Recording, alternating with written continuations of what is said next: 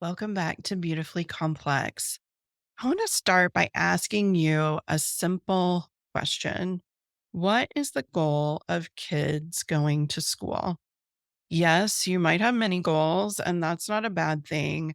But if you had to simplify all of them down into one main goal, what is that goal? According to the United States education law called IDEA, the goal of K through 12 education is to prepare kids for further education, employment, and independent living, also known as adulting, right? We've lost a good bit of that in education in the last 60 or 70 years. We don't teach life skills and we rarely teach employment skills at school now.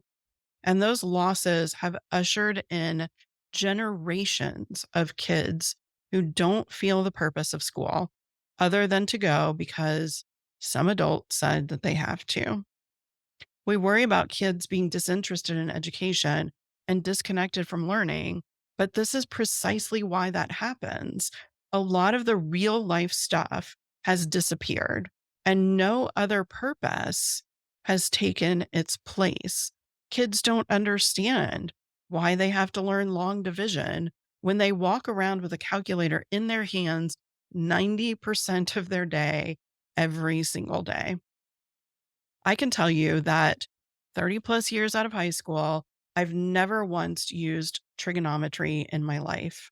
And I remember that Columbus sailed the ocean blue in 1492 because it was a catchy rhyme, but not once in my adult life have I used that particular information. Now, don't get me wrong. I'm not saying that we should stop teaching all of the stuff that most of us don't use as adults after school. I do advocate for less of that, though. But what I'm saying right now is that we need to get back to teaching kids why they are learning certain things that they're learning. We need to get them excited about learning because all of life is learning. It's one long learning experience. So, back to my question about the goal of education. This is important because we get stuck in the minutia and we often lose sight of that overarching goal of education. When a kid is struggling with a learning task or assignment, the very first thing that we should do is ask what the true goal of that task is. The answer is most often to learn about a particular topic and to demonstrate that they've learned about that topic. When you step this far back, it opens up a lot of doors. So let's talk about an example. Let's say a kid has a math worksheet with 40 two-digit multiplication problems, 40 of them. The instructions say that you must show your work and you will be graded on showing your work. Points will be taken off if you do not show your work. But this kid is overwhelmed, struggles with lining up the numbers in these math problems, and never writes down any calculations that he can do in his head.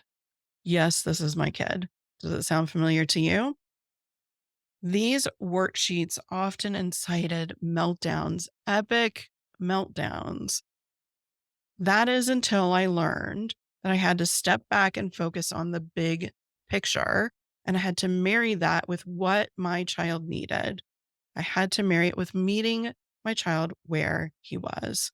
So, what is the overarching goal of completing this math worksheet for homework? There's two things, right? One is to practice the process of two-digit multiplication to commit it to memory. And the other is to show the teacher that you know how to do it.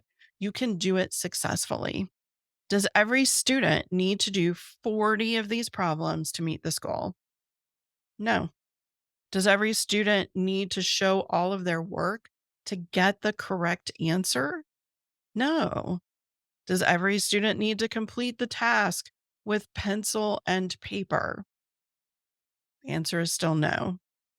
Should a student have to do all 40 problems when it takes him 3 hours, but his peers only take 30 minutes?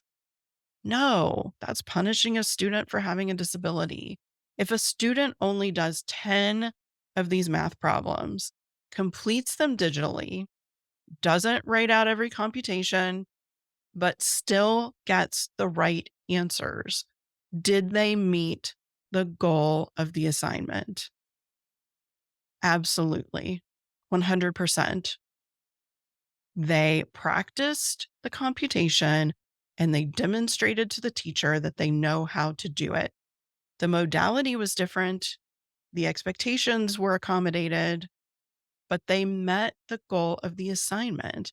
This is just one example of the processes that many of our summit experts recommend when working with students with learning challenges.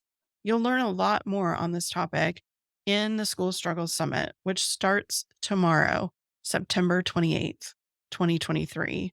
It's free for the next 3 days, or you can purchase forever access by purchasing a fast pass, which actually is available immediately. You could go today on the 27th and purchase the fast pass and go ahead and dive into these workshops.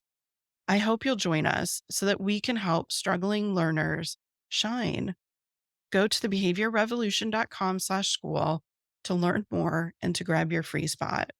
I truly, genuinely hope to see you inside the summit so that you can learn better and do better.